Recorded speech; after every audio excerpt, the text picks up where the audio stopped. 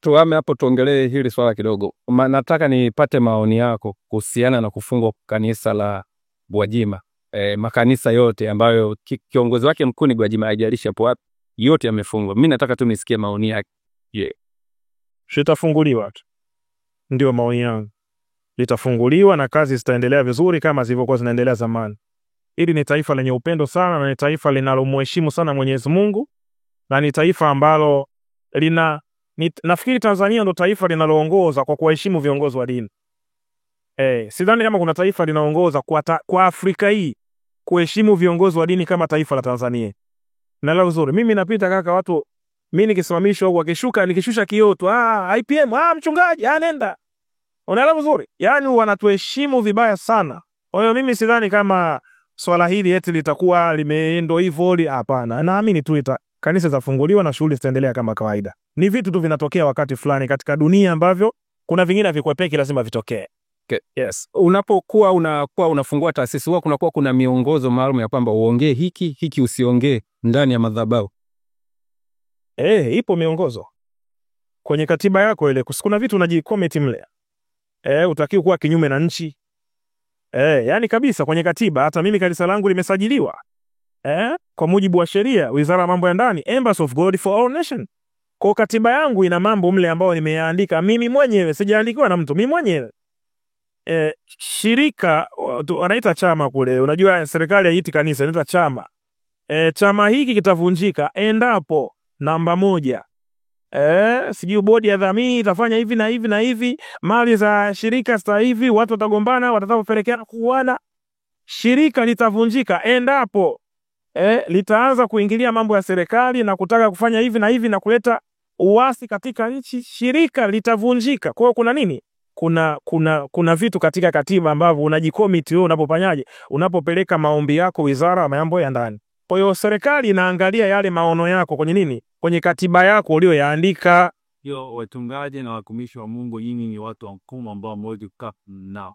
Hapana, kukaa kinyume nao kwa maana ya kuipinga nchi, hapana. Hutakiwi kupinga nchi. Ila unatakiwa kuongea mambo ambayo hayako sawa ndani ya nchi. Kwa mfano jambo ambalo unaona liko sawa unazungumza. Na wako viongozi wengi wa dini wamezungumza na hawajafanya chochote, wapo tu. Uone kila siku waraka unatoka wa maaskofu, waraka umetoka wa nabii, waraka umetoka wa mtume, wamefanywa nini? Si wako hai mpaka leo.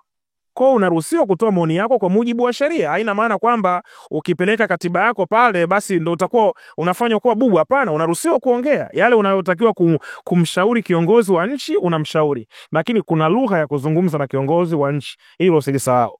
So matusi sasa una taasisi zinakuwa na taasisi ambazo zinakuwa na umoja mkubwa na zinabeba pesa.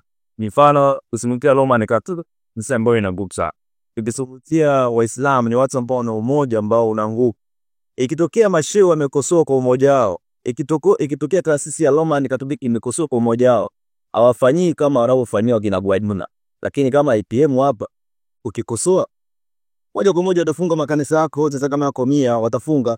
Ndio maana ninyi ambao wachungaji mnakutegemea kwa taasisi naogopa kukosoa kufiwe wewe pia. Nani amekwambia? Kwa mimi naogopa. Ndio iko hii. Basi mimi siogopi.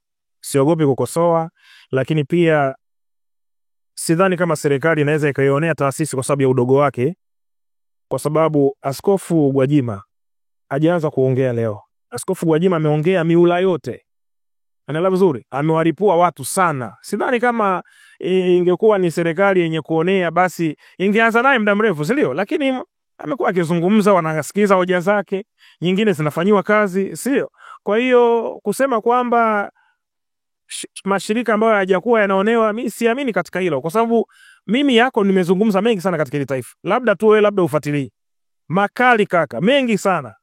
Wala mengine na mfesi rahisi kabisa. Lakini unayafikishaje? Unayafikisha kutaka kushindana au unayafikisha kwa lengo la kutaka kujenga? Hilo ndio jambo la msingi sana. Sawa. Huwa mnayatazama, yani unazitazama taasisi zingine kama competitor au nyinyi mnatazamana kama ni washindani? Kwa mfano watu wa biashara wao wanaangalia mfanya biashara mwenzako anaweza kama mshirika lakini ni bado ni competitor wako. Na nyinyi taasisi za dini huwa mnatazamana kwa jicho hilo? Taasisi za dini zina mifumo tofauti.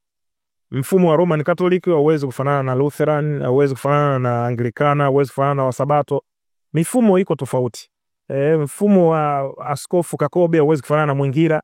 Kwa hiyo mifumo tu inakuwa tofauti, lakini sisi wote tunamwangalia Kristo kwamba ndiye Bwana na Mwokozi wa maisha ya wanadamu wote.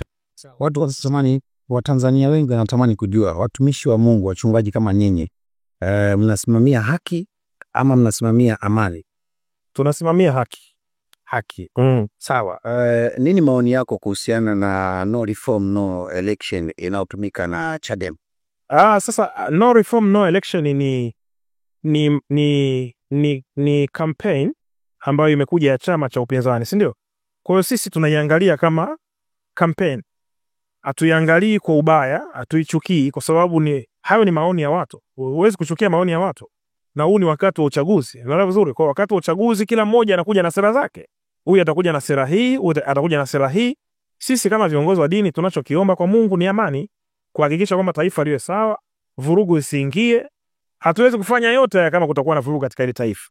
Hilo ndio kubwa zaidi. Yes. Sawa, ulisikitishwa na kuona wale waumini wa Gwajima wanakosa sehemu ya kufanyia ibada zao? Kwa sababu nilikuuliza swala mwanzo, je, mnatazamana kama competitor au uliona inaweza kawa fursa ya kuwavuta kwamba msiende huko mje huko kama mmekosa sehemu ya kwenda huko? Askofu Gwajima nikimchukua sasa hivi nikamleta hapa kanisani, watajaa watu ndani nje mpaka barabarani kule. Alafu akiondoka wataondoka na watu. Kwa hiyo mimi ni mtu wa kutafuta chakula changu, lakini uwezo ukafurahia jambo lese kanisa limefungiwa, waumini wanahangaika ukafurahia. Of course uwezi kufurahia, lakini unalolifanya ni kuliombea kanisa kwa Mungu. Matatizo yalipotokea wakati wa kanisa, haupigi kelele, haulaumu, unapiga magoti na muomba Mungu ili watu waweze kurejea katika hali zao za kawaida. Na hilo ndio kubwa zaidi. Kwamba kuoni kama ni chazi ya kuwavuta wale ambao walikuwa na maabudu Mwenyezi Mungu kupitia madhabahu ile waje kuabudu huko. Huwezi kumvuta simba kwa ndoano. Lazima utafute kitu cha kumvuta simba. Kwa hiyo kila mmoja ana mvuto wake. Kwa hiyo wale ni watu ambao wanamwamini Askofu Gwajima, na uwezo kufurahia matatizo ya mtu eti kwamba limefungiwa kanisa sasa ndio wachukue waumini wake. Haiko hivyo. Unaweza ukaanzisha kanisa Kariakoo ukawa na waumini 5. Alafu aliyeko Bagamoyo akawa na watu 10,000. Inawezekana. Ndio maana tuliacha chai Dar es Salaam tukaenda kunywa kikombe cha babu. Asante ndugu mwandishi wa habari. Kuna surprise nataka niifanye kwa ajili yake. Nzuri kabisa. Mimi siwazi mabaya juu yake, nawaza mambo yaliyo mema. Ni mtu mzuri, ni mtu mwema, ni mtu ambaye amepambania sana dini ya Kiislamu katika harakati zake. Nafikiri amepitia madhila mengi sana. Kwa hiyo mimi kama mtoto wake sina la kuongea baya juu yake zaidi ya kumtakia mambo mema, na kama utanipatia namba yake basi naomba unipatie nimfanyie surprise nzuri tu. Hilo tu. Samahani mwandishi wa habari, najua nimekutoa kwenye reli, lakini ndo kilicho kwenye akili, ndo kilichopo ndani ya akili yangu. Okay. Yes. Lakini yale maneno anasema unasoma alhamdulillah ndani ya kanisa, unaona ni sawa, unaona si sawa? Sio kitu kibaya. Alhamdulillahi rabbil alamin arrahmanir rahim maliki yawmiddin. Iyyaka na'budu wa iyyaka nasta'in ihdinas siratal mustaqim siratal ladzina an'amta alaihim ghairil maghdubi alaihim waladdallin. Ubaya bishovo. Hakuna ubaya. Sinawasomea waumini wangu waijue alhamdu. Ubaya hakuna. Ni kitabu cha Mwenyezi Mungu. Qur'an wal Qur'anil Hakim ala siratal mustaqim tanzil al-azizir rahim. Ila kitabu cha Mwenyezi Mungu cha Allah Subhanahu wa Ta'ala, alladhi lahu milki samawati wal ardi. Qur'ani sio ya mtu, ni ya watu wote, ndio maana inaitwa ummati Muhammad, si ndio? Dini ya Kiislamu imeletwa kwa ajili ya nini? Ummati Muhammad, maana yake watu wote. Sasa ukinizuia nisome Qur'ani, maana yake unamzuia Mwenyezi Mungu aliyeleta kitabu chake kwa watu wake, na mimi nikiwepo. Kwa hiyo mimi sidhani kama ni kitu kibaya, ni mtazamo tu. Kwa hiyo item nataka useme wale wanaosema unafundisha Uislamu ndani ya kanisa wapo sahihi. Mbona kuna mashekhe wanazungumza Biblia ndani Kwa ni ile tu namna mtu akitaka kuchukia ndio hivyo. Kwa hiyo mimi sidhani kama kuna ubaya. Mimi siamini Qur'ani ni kitabu cha shetani. Utofauti ndio uko hapo. Mimi naamini kile ni kitabu cha Mwenyezi Mungu, wanaamini Waislamu ndio kitabu chao, na sisi wa Kristo tunaamini Biblia ndio kitabu chetu. Kwa hiyo sioni kama kuna ubaya wowote. Yes, sawa. Unaweza kidogo kwa unatuchanganya sisi ambao ni Wakristo wenzako. Unaposema Qur'ani ni kitabu cha Mwenyezi Mungu, wanaamini Waislamu, Biblia ni kitabu cha Wakristo, wanaamini Wakristo. Sasa wewe unapokuja kufundisha vyote unamaanisha ni kwa sababu tunavyojua na tunavyoelewa ni kwamba Wakristo hawauamini Uislamu. Wanaujua lakini hawauamini kama ni dini ya Mwenyezi Mungu. Sasa mimi sinajizungumzia mimi. Mimi sizungumzi kwa niaba ya Waislamu dunia nzima au Wakristo dunia nzima. Mimi najizungumzia mimi IPM. Mimi naamini, ndio maana nasoma. Naelewa vizuri. Sasa mimi sijawaambia Wakristo kwamba aminini Qur'ani. Mimi sijalazimisha mtu. Sijalazimisha, wala ninaposoma aya silazimishi makanisa mengine pia yasome aya. Najizungumzia mimi na wanaonifuata. Sio mimi nina watu wangu. Ndio. Yaani mimi nina watu wangu wanaoniamini, wanaonielewa. Yaani wakiona IPM yani waambii kitu. Na mtu katoka Marekani ana miezi miwili hapa hataki kuondoka. Amenielewa, ametoka huko analipwa milioni 7, ndege nini maradhi. Kanielewa na yuko peke yake wako 7. Kwa mtu akikuelewa amekuelewa tu. Kwa mimi na watu wangu wanaonielewa ninachokifundisha wanakikubali wanakipenda basi. Hivyo. Lakini kama ukisema wewe kama kiongozi wa dini ambaye una wafuasi ambao ni Wakristo ambaye na wewe ni Mkristo, tunaamini kwamba tukifika kwa Waislamu tunaamini kwamba Mtume Muhammad ndiye mtume wa mwisho na ndiye inayetakiwa kwa sasa hivi tukimwongelea Mwenyezi Mungu tumnasibishe na Mtume Muhammad. Wewe unasema Uislamu mimi naamini na Qur'ani naamini ni kitabu cha Mwenyezi Mungu, lakini simnadi Muhammad au namnadi na Mtume Muhammad hapa mwishoni, wakati tunaona vile vile unamnadi na Yesu Kristo kwamba ni mwokozi wa maisha ya watu. Mtume Muhammad sallallahu alaihi wasallam hajawahi kumpinga Yesu. Sawa? Ndio maana kuna sura inaitwa sura inamzungumzia Yesu ndani ya Qur'an. Wa isqala Isa bin Maryam ya bani Israil inni rasulullahi ilaikum musaddiqin. Iko sura inamzungumzia Yesu. Kwa hiyo Muhammad hajawahi kumpinga Yesu wala Uislamu umpingi Yesu. Kwa hiyo mimi kuuzungumza Uislamu haina maana kwamba nimeukataa Ukristo.